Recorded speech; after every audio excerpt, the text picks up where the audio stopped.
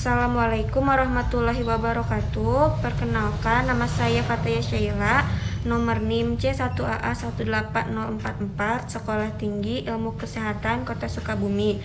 Pada hari ini saya akan melakukan tindakan airway breathing management, di mana organ utama airway itu terbagi menjadi dua, yaitu ada jalan nafas atas dan jalan nafas bawah, di mana jalan nafas atas terdiri dari rongga hidung, rongga mulut, faring, laring, trakea, sampai percabangan bronkus, sedangkan jalan nafas bawah terdiri dari bronkus dan percabangan serta paru-paru.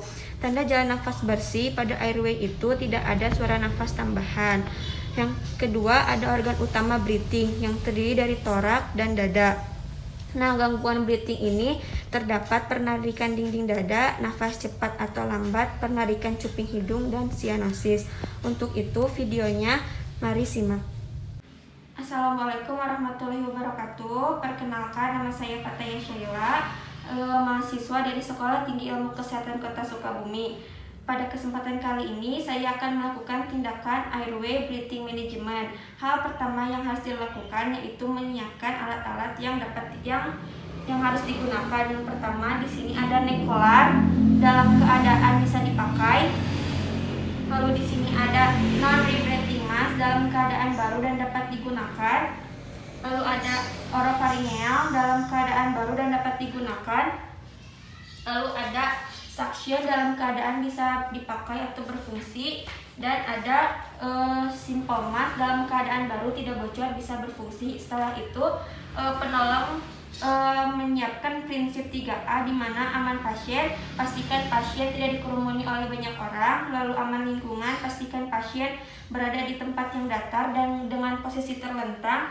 Lalu aman penolong, dipastikan penolong menggunakan handscoon dan masker.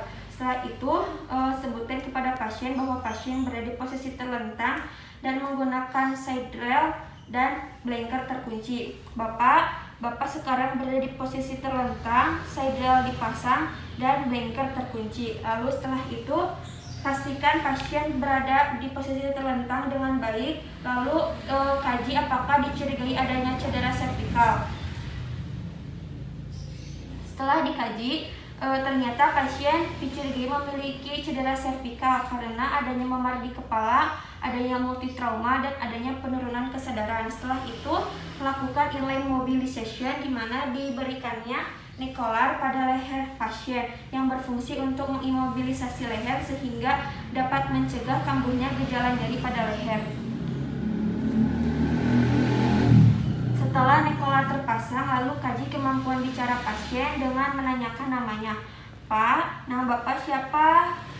Jika pasien tidak memiliki komunikasi yang baik atau tidak menjawab pertanyaan, itu sama saja airway terganggu. Lalu lakukan LLV, Luke Listenfield airway pada pasien.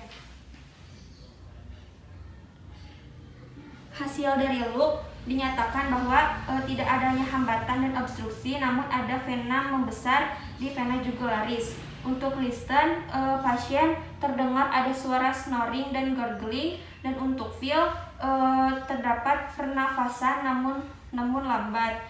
Nah, tindakan untuk mengatasi snoring yang pertama itu melakukan teknik manual airway dengan dilakukannya jaw thrust. Nah, selanjutnya jika manual telah dilakukan, gunakan airway sementara dengan menggunakan oropharyngeal. Nah, oropharyngeal ini mempertahankan saluran nafas tetap terbuka agar lidah, baik sebagian atau keseluruhan lidah, tidak menutupi epiglotis sebagai jalan nafas pasien. Berikan oropharyngeal. Jika snoring sudah dilakukan, lakukan tindakan untuk penanganan gurgling, di mana gurgling ini penanganannya menggunakan suction. Suction ini berfungsi untuk menghisap cairan yang tidak berfungsi di tubuh pasien. Setelah penanganan snoring dan gurgling telah dilakukan, lakukan LLV atau Luke Listen dan Feel breathing. Untuk hasil Luke terlihat adanya jejas di dada dan dada yang tidak dan dan dada yang asimetris. Selanjutnya listen, terdengar suara paru menjauh ke sebelah kanan, dan adanya suara paru vesikuler di sebelah kiri. Selanjutnya ada feel, adanya nafas namun perlahan. Nah, hal ini sudah berdasarkan data objektif di mana pasien saturasi oksigennya di bawah normal yaitu 80%. Selain itu, pasien pun terlihat sesak sehingga diberikan simple mask dengan frekuensi 7 liter. Namun pasien terlihat masih sesak sehingga diberikannya masker non-rebreathing mask dengan frekuensi 8-10 liter. Nah, tapi pasien masih terlihat sesak sehingga pasien ini dicurigai memiliki tension pneumotorak. Nah, tindakan yang dilakukan untuk menangani tension pneumotorak yaitu dengan diberikannya needle pneumotorak. Nah, needle pneumotorak ini penanganannya dengan memberikan inform consent terlebih dahulu. Setelah itu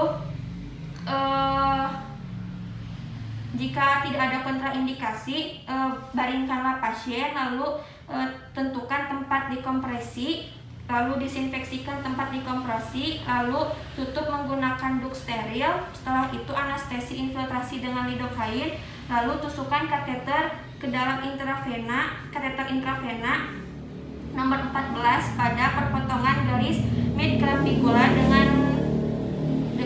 dengan iga di atas iga ketiga ke rongga pleura. Nah, setelah dilakukan tindakan needle torako, pasien sianosisnya bisa diatasi dan apnoenya bisa diatasi sehingga tindakan penolong kepada pasien untuk selalu mengamati TTV atau tanda-tanda vitalnya. Terima kasih.